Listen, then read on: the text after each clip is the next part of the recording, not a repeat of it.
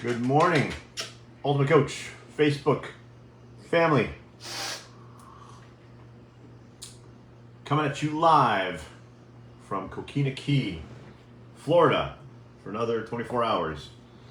That's right, Luis and I are pulling up 10 stakes and headed west. Florida's our 6 month of the year home. We'll be driving by and waving at Tony Schmaltz and keep going from there. I was spending the night in Mississippi, I think, and Austin, and then not sure, maybe El Paso or something. Between Austin and Phoenix, there's not a lot of interesting stuff. Anyway, thanks for joining. Folks that are coming in here now, very nice to be here with you. I thought I'd do one more live before we take off. And I'm not even sure what I'm going to talk about. So, one of the things I do when I have ideas, in case you're curious, I write them down on little index cards. I have this idea, and usually they're very cryptic and they don't even make any sense. But when I have a few of them lying around, I'll sit down and grab the old video thing. Hey, Steve, good morning. Good morning, brother. Saw you on the book reading yesterday. That was fun. That was a lot of fun. Hopefully you guys get a chance to check that out. Hadn't been part of one of those before, and this wasn't actually a book reading. This was folks sharing their declaration. A lot of folks did. That was a cool way to spend a little bit of time. Hope everybody's doing well this morning. For those of you just joining, I am shooting a final live before we head west, before we take off. Might do one from the car. I don't know, maybe Luis and I'll do a tag team live from the car. Hello, Twfbl. Let's definitely do that. Okay, Luisa says we're definitely going to do a tag team live from the road. That'll be fun. Yeah, so if you guys, anyone's in Arizona and wants to try and connect while we're there, shoot a message this way. Let's make that happen. Man, all this talk about being, and I think this will be a good place to go, especially after the declaration episode yesterday on the book club. One of the things, and I'm speaking here for what is true for me. I'm not attempting to speak the truth or to convince anybody or to say this is how it is. I'm just sharing what's true for me. I think there's a risk, and that's not really the right word, but there's a risk of creating a declaration and it basically, well, I was the term I use is mantra-ing it, treating it like a mantra, treating it like something you just repeat over and over again. And that's at least for me not what the declaration is all about. And one of the things that Steve and I were talking about when I was there 2 weeks ago was this idea that we are always creating ourselves. So we whip out our declaration or our document or whatever you want to call it. Jax is circling around. Hey, Jax, come here. Come on, buddy. Come on, come here. Come on, they want to see it. Oh, he's a pain in the butt. He never makes it easy for me either. Now I gotta take up this guy. Got a donut on him so he doesn't, well, you know what I'm talking about. Anyway, see, now you're here. Now you're not. Now we're making a mess. Our house is a mess, by the way. Like, just, I would show you, but I'm not gonna show you. Crap everywhere. So there's this idea of we'll create our being, who we're being through our declaration. And when I'm working with folks, often based on what I'm hearing, what I'm sensing, working with them, I will ask, when was the last time you created yourself? What I mean is, when was the last time you spoke your declaration to, for the purpose of creating yourself? And what Steve pointed out, which I thought was just brilliant, was the question really is, when was the last time you consciously created yourself? And that distinction is important because we're always creating ourselves. We're never not creating ourselves. Every second, and while we're sleeping, with our thoughts, right? With our thoughts about ourselves, about the world, we're always creating ourselves. So this idea that a declaration or a document is what we create ourselves with is only part of the story. Well, that's what we can consciously create ourselves with. But we're always creating. One of the things I'm going to do here is I'm not going to do it as a live. I'm going to put it up as a video. I'm going to share my declaration, but I'm also going to share the results of the work that got me to the declaration. And when I talk about that, what I mean are the thoughts and the ideas that when I really went looking, I noticed that my mind was producing. So let's call it my unconscious declaration, right? We all have unconscious declaring going on. We have an unconscious document that we're always going through. That we whip out our declaration or our document and speak that once in a while is great. But you want to be aware that there's always something going on in the background. So I think it'll be really interesting to share my declaration, how powerful it is. I'll also share what has been produced from that declaration in terms of results in my life. But I also want people to see, I want you guys to see if we had connected, 18 months ago, the thinking that was going on in my brain then. That will blow your mind a little bit, right? You'll be like, wait, that guy was producing that thinking and still doing well? Wow, that's nuts. So there's all these wonderful, lovely words and intentions that were being spoken into the room yesterday. It was really, hey Lisa, good morning. It was really powerful having everybody, hey Sibel, I don't know if I said hi yet. Hey Anita, good to see you. Last live from Florida here. So what I'm talking about, if you guys just jumping in, is being on the Ultimate Coach book reading group yesterday where everybody, morning Steve, I'm talking about the book reading from yesterday and listening to all these folks sharing their declaration was very powerful. And those are examples of, hi Lori, they're conscious creation. And we are always unconsciously creating. Good morning, Michael. Lots of folks joining. Man, everybody's waking up here. Yeah, that's going to be a good one, definitely. So, as an example, and Steve, what I was just telling folks is I'm going to put up a video sharing my declaration, sharing what's been produced in my life from my declaration, but also sharing if somebody had met me 2 years ago, the thinking that I was producing that was also creating my life. So I told already, I'm committed to doing that, just so you know. So I'm not going to share my declaration in this moment. Let's just say it's lots of beautiful, powerful words.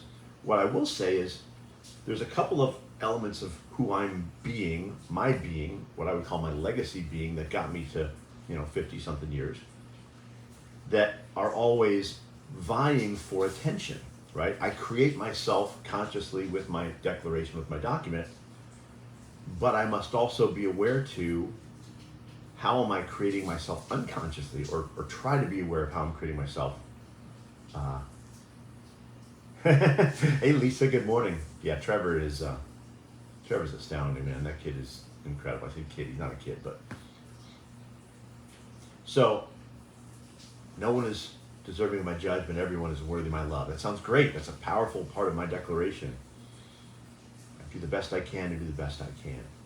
Those are my conscious creations. Well, let's talk a little bit about my unconscious creations, or my default created self, the stuff that'll run in the background if I don't pay attention. So for me, what has created my life for most of my life have been being superior, being right, being look good, and being responsible. Now let's slow this down just a little bit because that's interesting. Here's this guy Townsend telling us needs to look good. He's being superior. Yeah. That's how for most of my life this being produced the results in the world. And it produces powerful results. Being superior produces a lot. You walk into a room and it's okay, let me be better than everybody else. So you can produce from that, but it takes a lot away from you, right?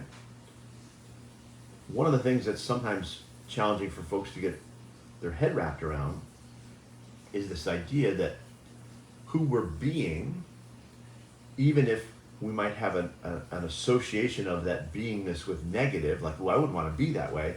Well, being that way can produce powerful results. And here's a simple example. Somebody who is being, I'm not enough, well, what are they going to do? Well, they're going to get off their ass and get some shit done. They're going to work really hard. So they're not enough to prove they're not enough. Not enough to prove they are enough. So lots gets done, but it's the experience of the getting stuff done that really takes away. And creating from being not enough, the more I want to produce, the more not enough I need to be to produce it. So just as an example, if I make $1 million, being not enough, if I want to make 2 million, I gotta be not enough twice as much. Well, I can also produce powerful results with being, I'm enough. Being, I got this. So, really, I think it's important to understand that this idea of being is we're always being something. We're never not being, we're never not creating. And if you just look at what's being produced from the being, you might get distracted from the real source of the problem. Because you could say, well, but look at the results he's producing. Aren't those good results? Doesn't he have money? Doesn't she have a good relationship? Don't those people, have a lot of impact in the world? Yeah. But who are they being, creating the impact, making the money, and being in the relationship? What is it costing them? Another way to think about it is, I call it the fuel you put in the car, right? So like, if your car is the metaphor for your life and the journey you're on, and you go to the gas station and you say, ooh, I need to get on a trip here. Let me grab this one pump, and it's called Be Right. Let me grab some Be Superior. Let me put that in the tank. Let me be look good. And that's going to propel my journey. And it does propel the journey, right? The gas does fuel the car, but it has a toxic byproduct, just like, combustion engines and gasoline cars have emissions. Well, what if I could power the car with something that moved the car forward, propelled the car in its journey, but didn't cost as much, not money-wise, but as in terms of what it produced for bad side effects. Let me give you an example. I'll make this real personal for me. This being, for most of its life, showed up responsible, right? Very, very early on in life, I learned I'm supposed to be responsible for everybody in the room, responsible for their experience, responsible for how things work out. Thank you, Lisa. Well, we can all agree that being responsible sort of sounds like a good thing, right? Well, who wouldn't want to be responsible? And, well, doesn't responsible produce good results? Wouldn't we want to hire somebody that was being responsible? Yes, but if that being responsible exists at the unconscious or subconscious level, then I show up everywhere always being responsible. I'm never not being responsible. And that becomes a bit of a prison. That starts to be not fun at all, right? You see, the thing about being responsible is that it also can carry with it the fear or the story about what will happen if I can't be responsible. What if I'm not responsible? What if I'm responsible but I can't deliver? So there's all these other thoughts going on. Another way to think about it, and I like analogies, is we could talk about a superhero. Let's talk about Superman. Generally speaking, most would agree that Superman's superpower, namely he can fly, is pretty cool. Very few people, I believe, if offered the option to, hey, would you like to be able to fly like Superman? Very few people would turn that down. But what if we said, there's a catch. You will be able to fly like Superman, but you won't be able to not fly. Or you won't be able to control when you fly. Like, flying will be what happens whenever it happens. You won't have any control over it. Like, you could be at dinner with someone and all of a sudden you're flying. You could be trying to, have a romantic moment. All of a sudden you gotta fly. Well, that all of a sudden would not be a superpower anybody wants. Who wants that? Who wants to be a prisoner to their superpower? Like, can you imagine that? Like, hey, where's Townsend? Now he's just flying around again. Can't he come over? No, he can't stop flying. That would suck. So, this thing about being is we create our conscious being whenever we want to. It's important to be aware that we are also always creating our being unconsciously. Thank you, Steve.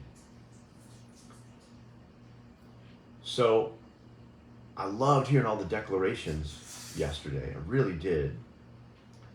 I just wanted to kind of put a little thought out there to suggest that folks can also look at what are they declaring, what's in their document that's sitting in the background, that's not being spoken but is still being run as a program in the background.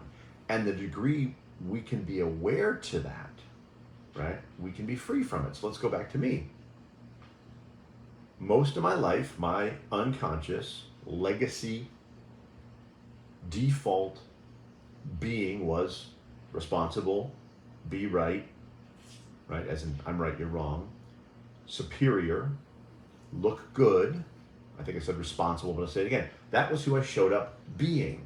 I didn't say I was going to be that way. I was just that way because of a lot of things. How I was brought up, how I was spoken to as a child, what experiences reinforced my learning, and on and on and on. That's how I showed up to be those things. I didn't speak it. They were being spoken to me in my brain all the time, and they produced my thinking and my actions and my results.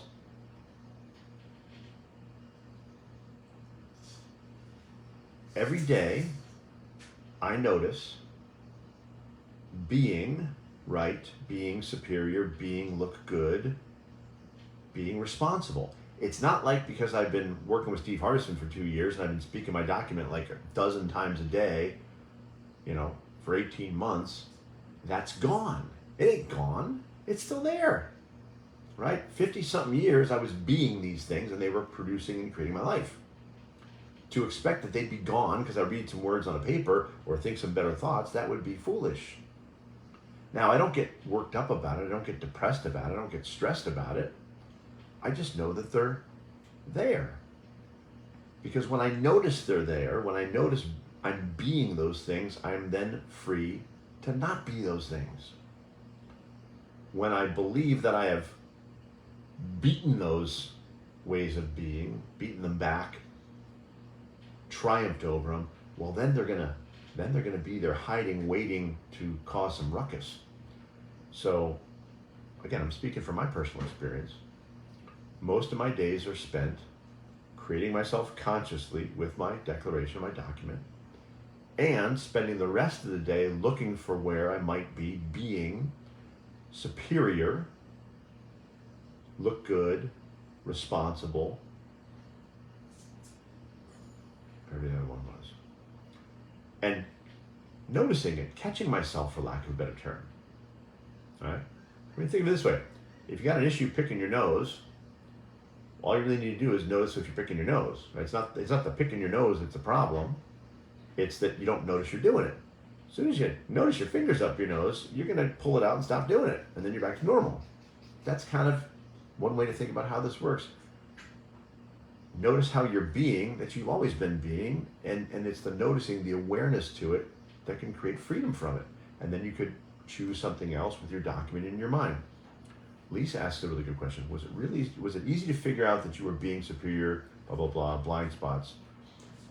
Well, was it easy? The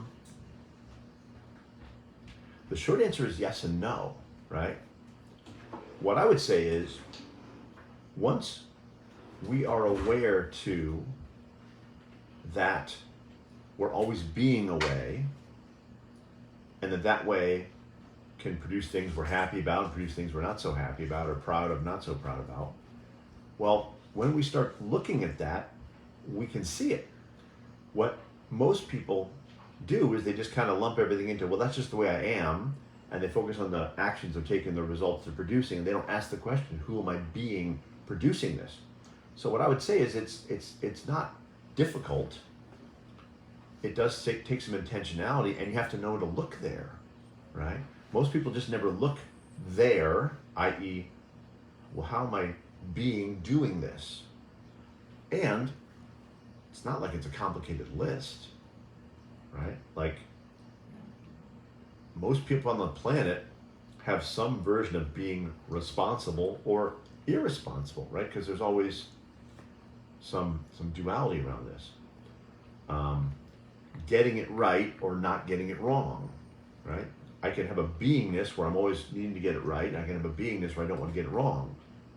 Most people on the planet fall into one of those two, right? Because we're taught these things. Look good, don't look bad. Be responsible, not don't be responsible, but don't be blamed, maybe, right?